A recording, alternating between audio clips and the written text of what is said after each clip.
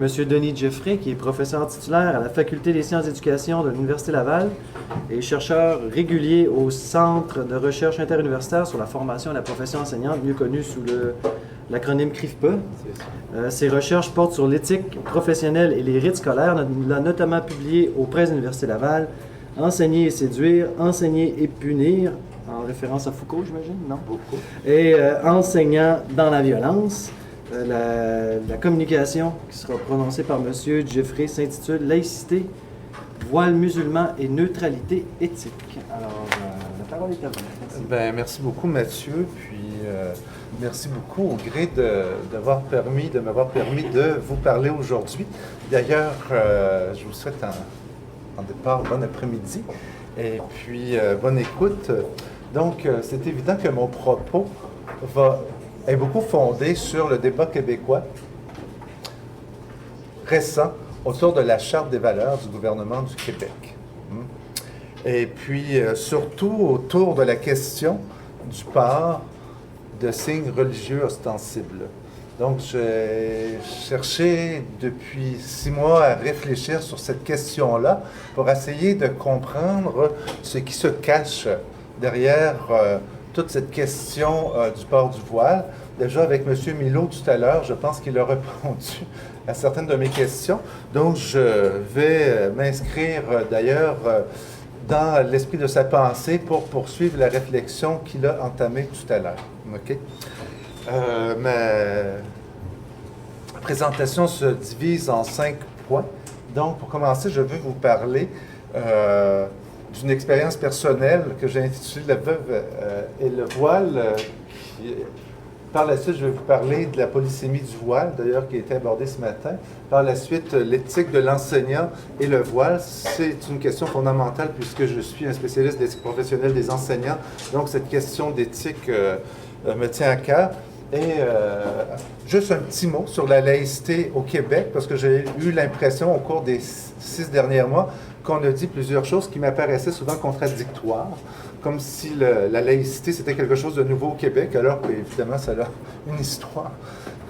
Donc, je ne vais pas en parler longtemps parce que je m'adresse à un public qui connaissait bien cette question, mais je vais juste le souligner pour en venir à la fin à présenter ma position sur cette fameuse posture professionnelle demandée aux enseignants depuis 2008, donc depuis la rédaction du programme. Donc, cette question, pour commencer, la veuve et le voile. Vous me voyez venir peut-être. Lorsque j'étudiais à Montréal, ici à l'UQAM, j'habitais le Mylands, un quartier extraordinaire, le Mylands, sur la rue Esplanade, pas loin de la rue Saint-Viateur, enfin Saint-Viateur et Fairmount. J'étais dans un quartier évidemment multiethnique, mais la voisine à côté de chez moi, était dans la fleur de l'âge, mais elle portait le voile du deuil. OK? Elle vivait avec un homme et j'avais toujours cru que cette femme avait perdu son mari et c'est pourquoi elle portait le voile du deuil. J'en étais persuadé et tous les amis avec qui je partageais mon logement, nous étions persuadés qu'elle était une jeune veuve et que c'était très malheureux que cette pauvre femme, une méditerranéenne, pour des questions de culture, devait être obligée à porter le deuil pour le restant de ses jours. Nous en étions d'ailleurs consternés et malheureux. Mais un jour que j'allais chercher mes croissants comme à tous les samedis matins, je la rencontre en train de faire son petit jardin urbain devant sa maison, comme on en fait beaucoup dans le Mylands, devant les maisons. Et puis je m'arrête pour lui parler et je lui pose des questions sur le deuil qu'elle vit. Et voilà qu'elle me révèle que son deuil n'est pas un vrai deuil, que c'était plutôt une stratégie, parce que depuis des années, elle n'aimait plus son mari. Et puis, pour éviter d'avoir une relation avec lui, donc, elle se trouvait toujours une bonne raison de porter le voile du deuil. Donc, elle trouvait toujours une raison, par exemple, un cousin lointain en Italie ou un oncle lointain venait de décéder, ce qui lui permettait toujours de porter son châle. Okay. Donc, l'entendant, je me suis vraiment rendu compte que pendant des années que je voyais cette femme et que j'avais vraiment construit un sens, qui était un sens erroné, sur le voile de deuil qu'elle portait. Et ça n'avait aucun rapport, évidemment, avec le veuvage, mais ça avait vraiment un rapport avec toute sa vie sexuelle. Et là, voilà que je vous reviens en partant. Les signes que l'on porte, parce que le signe du deuil, ce signe du voile est un signe ostensible, c'est un signe religieux. Il faut toujours être très prudent dans le sens que l'on donne à ces signes. J'ai évidemment mené un certain nombre de recherches autour des signes ostensibles, des vêtements ostensibles religieux, surtout celui du voile, parce que c'est vraiment le voile islamique qui a soulevé la plus grande controverse au Québec, et pour toutes sortes de raisons, on s'en est pris à ce voile-là. Donc, j'ai été lire plusieurs auteurs qui ont écrit des recherches, je dirais, extraordinaires, qui sont très bien faites, qui portent sur les différents sens, les différentes significations qu'on peut donner au voile islamique. Là, je vais essayer de suivre mon texte si vous le permettez, sinon je ne rentrerai pas dans mon temps. Pour des milliers, sinon des millions de croyants là, dans tous les pays du monde, puis je tiens à le dire encore, la religion est un mode de vie constitué de croyances et de rites qui permettent de donner un sens à leur existence. La question existentielle est au cœur de toutes les religions, c'est évident. Quand je dis ça, c'est une phrase que je pourrais avoir pris de Raymond Lemieux, qui a été mon directeur de maîtrise. Et pour lui, vous le savez, c'était très important cette question. La religion est une institution du sens et je pense qu'il faut toujours le répéter parce que souvent on l'oublie. C'est une question importante. Et pour plusieurs communautés de croyants, d'ailleurs, ce sens se matérialise, se cristallise dans des vêtements qui ont servi pour qu'ils puissent se reconnaître entre eux et pour qu'ils puissent aussi se faire reconnaître par les autres. Donc, le vêtement religieux, ce signe distinctif, est très important. Dans les débats les plus récents là, sur la laïcité, puis au Québec, mais prenons juste les pays francophones, aussi beaucoup en Suisse, en Belgique et en France, le voile des musulmans là, a suscité plusieurs réactions hostiles. D'ailleurs, il y a un livre qui a été écrit par un auteur qui s'appelle Monder Kilani, qui est un professeur suisse d'anthropologie, un beau gros livre d'à peu près 800 pages, qui fait le tour de toutes ces controverses européennes autour du voile, et c'est un livre extraordinaire. Je vous donnerai la référence plus tard.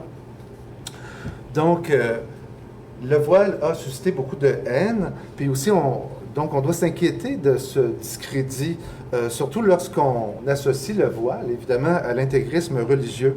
Le hijab n'est pas un symbole intrinsèquement condamnable, comme c'est le cas pour la croix gammée ou pour les symboles du Ku Klux Klan. Et j'ai entendu au Québec des gens qui faisaient cet amalgame. D'ailleurs, il y a eu plusieurs amalgames, ça, c'en est un qu'on a beaucoup fait. Mais il faut dire que le voile islamique, c'est probablement le symbole le plus visible de l'islam. Ce n'est pas la barbe des musulmans, c'est le voile des musulmans. J'aurais eu envie tout à l'heure à vous entendre, mais je ne le ferai pas parce que je n'ai pas le temps, mais j'aurais été beaucoup plus loin en vous disant que ce voile a une histoire qui est beaucoup plus ancienne que ce qu'on retrouve dans le Coran. N'oubliez pas que dans l'anthropologie féministe, on nous a bien fait comprendre, et surtout à travers des études comme celle de Macarius, celle de Marie Douglas, et aujourd'hui les écrits de Françoise Héritier, qui sont des grandes anthropologues, que les femmes ont toujours été associées à la terre-mère, au chtonien, à la nature, à ce qui est incontrôlable, immaîtrisable, parce que vous donnez la vie, parce que vous avez des règles, parce que le sang coule. Et quand le sang coule, bien, on devient impur, on devient souillé. Et la plus grande peur des hommes de tous les temps, peut-être depuis le début de l'Homo sapiens, c'est la peur du sang qui coule. Quand le sang coule, on est contaminé. Et quand on fait couler le sang ou notre sang coule, on peut contaminer autrui. Là, on est dans la pensée magique, donc il faut s'en protéger. Donc, les femmes ont toujours été dangereuses pour les hommes, d'où aussi le voile, d'où aussi la mise à l'écart, d'où aussi la mise à l'intérieur de la maison. Puis ça, je le dis parce que ça va être important, parce que je vais aussi vous dire que le fait de porter le voile pour plusieurs femmes, autant en Occident que dans les pays musulmans, ça leur permet enfin de sortir de la maison, de sortir de ce cadre-là. Donc, pour eux, c'est vraiment un symbole de modernité que de porter le voile. Là, je devance ce que je vais dire, mais c'est pas plus grave que ça. Bien des personnes, vous l'avez dit, ont la prétention de connaître le véritable sens du voile islamique. Puis ces dernières, d'ailleurs, personnes-là, c'est ce qu'on entend le plus souvent, l'ont beaucoup associé à l'asservissement des femmes ou à l'inégalité entre hommes et femmes. Mais parmi tous les textes que j'ai lus, j'ai mis en perspective au moins 5 sens très différents pour lesquels des femmes musulmanes portent le voile.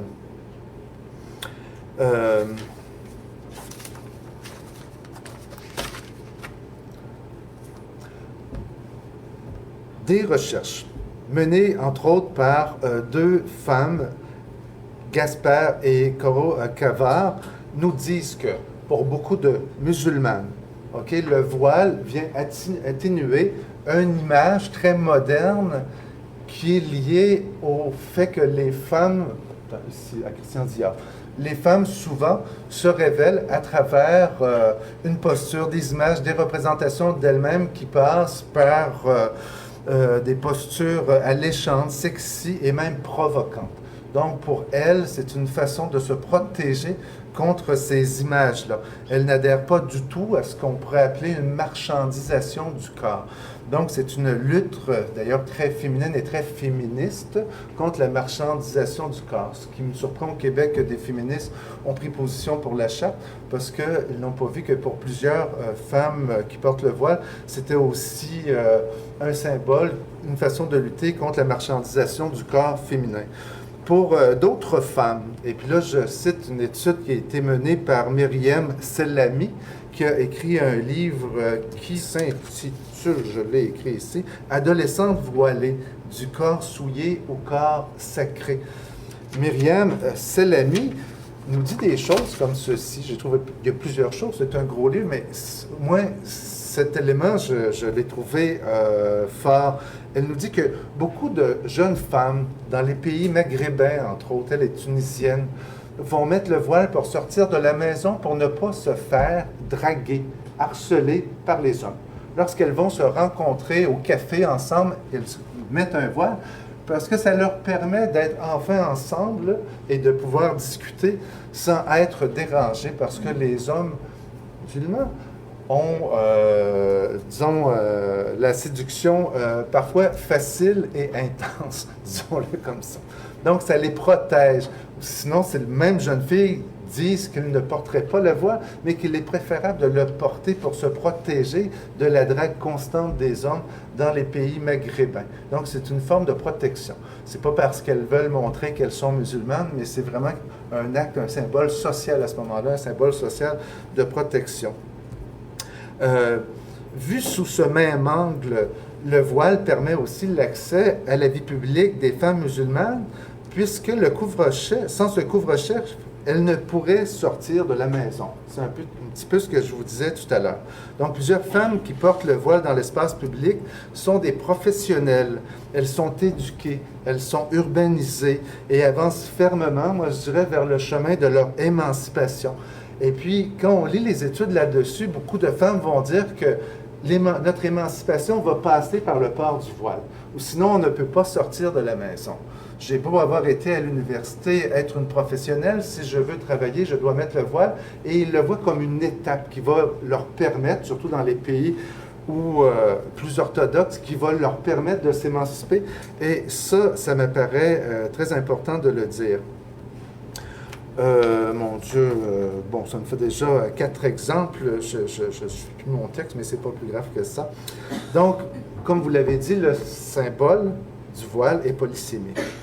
Et on doit éviter, d'ailleurs, un biais épistémologique qui consiste à réduire le voile à des significations réifiées.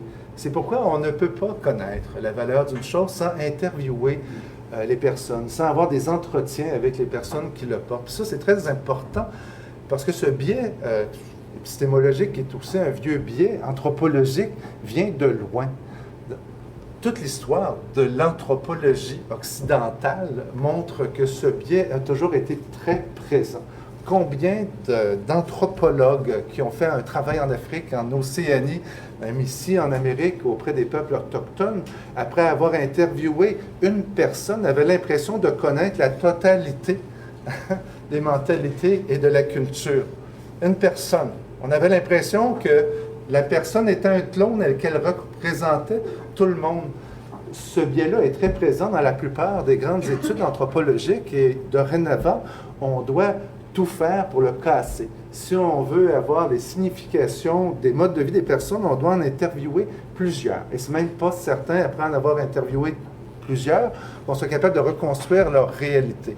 Mais nous devons, par devoir, pour éviter ce biais épistémologique, ce vieux biais anthropologique, continuer à interviewer les personnes, ou sinon on va retomber dans le biais que j'avais moi-même lorsque je vivais auprès d'une femme italienne qui portait le voile, et je vais continuer à avoir un regard erroné sur elle, et à penser que je ne pouvais pas lui parler parce qu'elle était, madame, en position de deuil.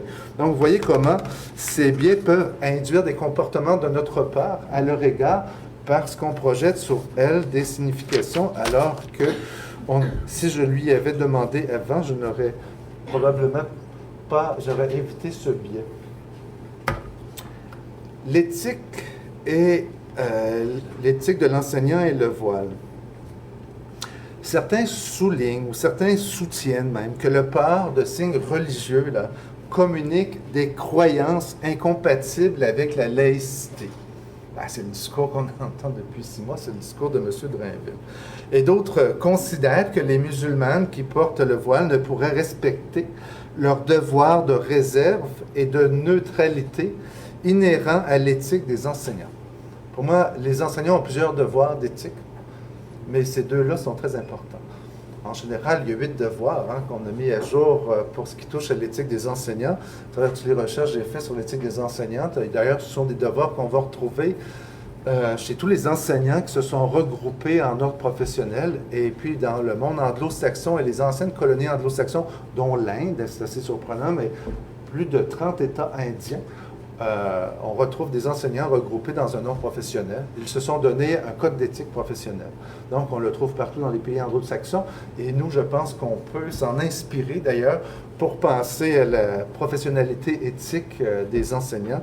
Et évidemment, je me suis beaucoup inspiré de tous ces codes pour vous présenter ici ces 2 devoirs de réserve et puis de neutralité. J'ai essayé de faire une petite synthèse de ce qu'on trouvait dans les codes des professions enseignantes du monde anglo-saxon, et je vais vous en donner un bref aperçu. Mais avant, j'aimerais vous dire qu'il n'y a aucune raison de croire que des croyants se comportent d'une manière impartiale, c'est-à-dire qu'ils vont privilégier un groupe d'appartenance, OK, et qu'ils vont en disqualifier un autre. C'est ça, être impartial. Puis la fameuse neutralité, c'est juste ça que ça veut dire. Rester neutre, ça veut dire qu'on ne privilège personne, on ne privilégie personne et on ne disqualifie personne.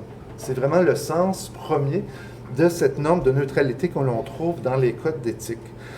Et puis, si nous pensions qu'un enseignant qui porte un signe religieux ou un fonctionnaire de l'État, un agent d'État qui porte un signe religieux, privilégiait ou disqualifiait des personnes avec qui il interagit pour cette raison-là, eh bien, nous aurions raison de nous inquiéter, mais cela n'a jamais été démontré. Donc, il s'agit vraiment d'un préjugé xénophobe à l'égard des gens qui portent des signes religieux ostensibles. Je vais donner un exemple du devoir de réserve, qui est une synthèse tel qu'on peut le trouver dans la plupart des codes d'éthique des enseignants que l'on trouve dans les pays anglo-saxons. J'ai fait le tour, mon Dieu, de combien, peut-être une 60aine de ces codes, sinon plus. Ça ressemble un petit peu à ça, ce qu'on retrouve là-dedans. L'enseignant se garde de toute forme de prosélytisme. Il y a prosélytisme lorsqu'un enseignant désire convertir ses élèves, c'est-à-dire les amener à adhérer à une croyance. Bon, ça, vous connaissez un petit peu cette règle-là. C'est une règle très connue. L'enseignant se garde de toute forme d'endoctrinement. Endoctriner, ça veut dire viser à amener autrui par des tactiques raffinées, puis souvent subtiles de persuasion. Donc, on l'amène à ses propres idées, à ses propres croyances, à ses propres valeurs. OK, endoctrinement. Troisièmement, l'enseignant se garde de communiquer des opinions personnelles sur des thèmes délicats ou sensibles. On ne dit pas plus. En général, c'est vraiment une synthèse qu'on fait. L'enseignant se garde de communiquer en cas des propos qui s'opposent aux normes et devoirs de sa profession. Par exemple, des propos qui pourraient être sexistes, racistes, homophobes, etc. Ça vient aussi dans le devoir de réserve. Puis, dernièrement, l'enseignant use de prudence et de civisme pour communiquer ses propres convictions philosophiques, politiques et religieuses. C'est pas écrit de ne pas en parler. J'ai jamais vu ça nulle part. D'ailleurs, je vais vous dire si nous ne pouvions en parler, ce ne serait pas une position éthique, ce serait une position pédagogique. Et il faut vraiment distinguer le pédagogique de l'éthique, ce qui n'est pas fait dans notre programme de CR. Je pense qu'il va falloir le faire. Pour ce qui est du devoir de neutralité, en général, c'est beaucoup plus simple. Il traite les élèves, quelles que soient leurs différences individuelles, là, leur origine, leur religion, leur ethnie, leur genre, leur orientation sexuelle, avec compréhension, persévérance, bon, etc., etc. Et il ne peut disqualifier ou privilégier aucun d'eux. C'est surtout ça qui est important. La neutralité n'a pas le sens de ne pas parler de ses convictions. D'ailleurs, je n'ai jamais vu ça dans aucun des codes d'éthique. Ça n'arrive jamais. Même dans les codes d'éthique des psychologues, enfin, parce que pour comparer les codes d'éthique que j'analysais, j'ai pris aussi beaucoup de codes d'éthique de professions où il y a des interactions humaines. Psychologues, infirmiers, infirmières, etc. Donc, on ne retrouve pas non plus dans le devoir de neutralité cet aspect-là de ne pas parler de ses convictions, de ses valeurs, etc. Ce n'est jamais là. Donc, les nombreuses positions là, contre le port du voile dans la fonction publique, puis y compris dans le monde scolaire, témoignent souvent d'un argument là, qui consiste à prêter à un individu une mauvaise intention du seul fait de son appartenance religieuse. Vous connaissez cet argument, qui est un grand argument fallacieux. D'ailleurs, ça, dans le programme, c'est super bien, parce qu'on amène les étudiants, les élèves, à bien connaître tous ces arguments qui sont les sophistes, les arguments fallacieux. On travaille beaucoup ça dans le programme. C'est très, très positif et intéressant. Donc, on connaît évidemment derrière cet argument-là un des principes caractéristiques du racisme. Hein, le racisme consiste tout le temps à prêter à une personne des mauvaises intentions ou des choses qu'elles n'ont pas faites. Si vous lisez, par exemple, l'histoire de l'antisémitisme depuis, mon Dieu, 2000 ans, ce n'est que ça. On pensait que les Juifs mangeaient les enfants, qu'ils les enlevaient, les enfants, et puis qu'ils les faisaient brûler. Enfin, il y a plein de choses qu'on fait. Donc, on leur prêtait toujours des mauvaises intentions, et ça servait de justification, évidemment, pour pouvoir les mettre à l'écart ou pour les exiler. Lorsqu'un enseignant obtient un permis d'enseignement, on doit d'emblée lui faire confiance. Puis, moi, je ne comprends pas pourquoi on ne ferait pas confiance à des enseignants qui sont dans une minorité religieuse, mais qu'on ferait confiance à tous les autres. On ne ferait pas confiance à des enseignants parce qu'ils sont, je ne sais pas, homosexuels, ou bien parce qu'ils sont noirs, ou bien parce qu'ils sont russes, ou parce qu'ils viennent d'un autre pays, mais qu'on ferait confiance en tous les autres. La confiance, ça ne peut pas être mis sur une échelle. Ou bien on fait entièrement confiance, ou bien on ne fait pas confiance du tout. Puis à partir du moment où on accorde le droit d'enseigner à un enseignant, bien on lui fait confiance à 100%. On ne pourrait pas lui faire juste confiance un petit peu, beaucoup ou à moitié. Ça ne se fait pas. Un deuxième argument qu'on a entendu beaucoup durant les débats sur la charte, et puis que moi j'entends aussi lorsque je fais des débats sur cette position de neutralité des enseignants, puis je pense qu'il aussi contient un préjugé xénophobe et raciste, c'est l'argument qui consiste à reprocher à un individu ce qu'on pourrait reprocher à des membres de sa communauté d'appartenance. Hein. On sait que c'est un argument qui est foncièrement fallacieux. Puis l'argument un peu inverse, OK, est aussi vrai, qui consiste à accuser un groupe du fait d'un manque d'un seul. Hein? Celle-là porte un voile, puis elle nous le dit, c'est une intégriste, donc c'est évident que là, par association, évidemment, on va penser que tout le monde porte le voile pour les mêmes raisons.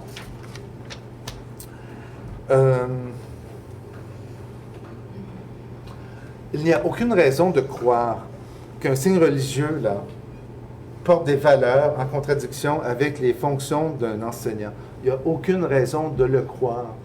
Puis d'ailleurs, je me demande toujours comment on en est venu à le croire, mais c'est quand on se fait marteler qu'il y a des raisons de le croire, on pourrait finir par le croire, mais il n'y en a pas. Puis dernièrement, bon, c'est toute la question de le foulard musulman porte des valeurs qui sont manifestes d'inégalité entre hommes et femmes. Je pense que M. Milot, tout à l'heure, en a discuté. Je ne reprendrai pas la discussion, mais il me semble qu'il y a une espèce d'obsession au Québec à cet égard-là.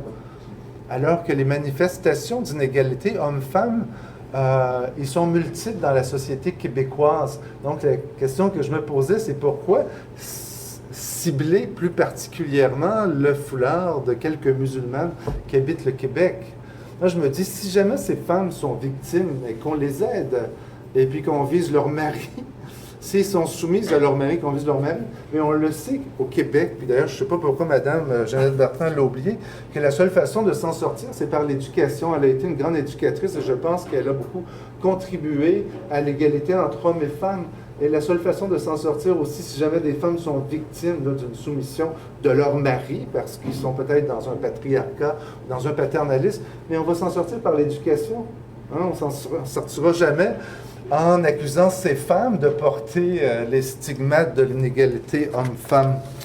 Je vais assez vite, parce que la question de la laïcité, c'est une question qui est super importante, mais il faut surtout savoir que c'est une question qui a une très longue histoire. Si vous lisez là-dessus, je vous ramène surtout aux articles de Micheline Milot, qui a, je pense, très bien déblayé ce terrain-là, et elle nous montre que la laïcité commence déjà en 1774 avec l'Acte de Québec, mais je n'entrerai pas parce qu'il me reste très peu de temps et je préférais parler de cette position, je dirais, de la posture professionnelle que les enseignants doivent tenir. Mais la question de la laïcité, on doit considérer, à mon avis, au Québec, que c'est une question qui demeure ouverte.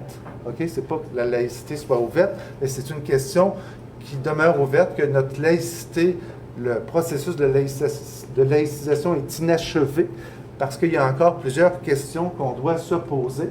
Et puis, en général, si vous lisez les ouvrages de Bobéro et de plusieurs spécialistes, on va vous référer à ces trois grands principes de la laïcité auxquels j'adhère. J'aurais aimé les développer puis montrer qu'il y a peut-être quelques petites nuances qu'on peut apporter entre chaque, mais en général, ce sont des principes qui me semblent ressortir de la littérature qui porte sur la laïcité. Neutralité de l'État, c'est quelque chose de très important, mais tout le temps dans le cadre de la loi. Ça ne veut pas dire que l'État n'intervient pas quand, pour l'excision, les mariages arrangés, on est intervenu dernièrement pour la polygamie chez les Mormons. Donc, ça ne veut pas dire que l'État reste neutre puis on n'intervient jamais. L'État intervient, mais toujours dans le cadre de nos lois. Monsieur Drainville, lui, aurait abrogé la charte, aurait demandé une dérogation, c'est-à-dire pour pouvoir faire passer ses idées à ne pas faire. J'en viens à la fameuse posture.